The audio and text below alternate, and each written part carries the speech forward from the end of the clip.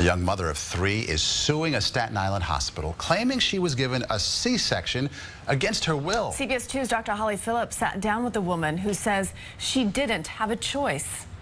35-year-old Rinat Dray is the mother of 3 boys. Her first 2 were delivered by cesarean section, which involved difficult recoveries. So in 2011, she was determined to have Yosef naturally through a procedure called vaginal birth after cesarean, or VBAC.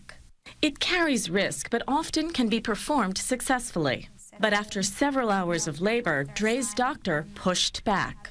Then he said, it doesn't matter that you're in good progress. I don't think it's going to be natural. I don't have the whole day for you. Dray says she felt her doctor was being impatient as he continued to pressure her to have a C-section right away, warning her her uterus would rupture and her baby was at risk. And they pushed me into the operation. I was begging all the way, don't do it. I feel my baby, everything is fine, don't do it, don't do it. His answer was just, don't speak. Ultimately, when you went into your C-section, had you given consent? No, I never did. Dray is suing the hospital and doctors, claiming negligence, malpractice, and lack of informed consent. It's in its earliest stages.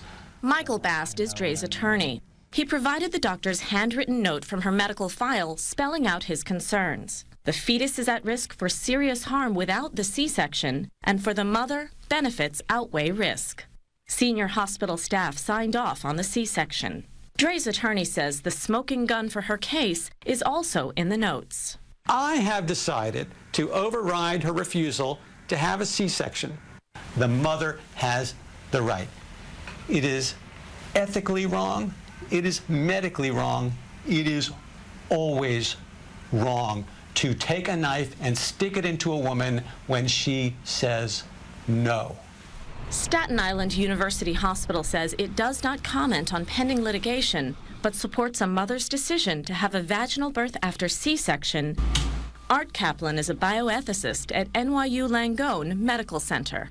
The doctor can cajole, persuade, argue, do everything in their power to get the woman to change her mind, but they should not ever do a procedure, even with the fetus in trouble, against the will of the mother.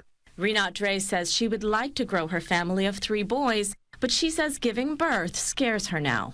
It was very painful to be treated this way. Dray also says her bladder was injured during the procedure, and she's suing for an undisclosed amount of damages. But Maurice and Christine, I also just have to point out, we haven't heard from the hospital. They can't really comment on any of the specifics of the case out of patient privacy.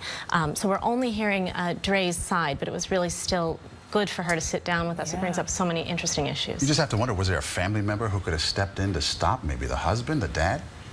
You know, I believe she was in the room just with her doula, and so it's sort of unclear exactly what the communication was.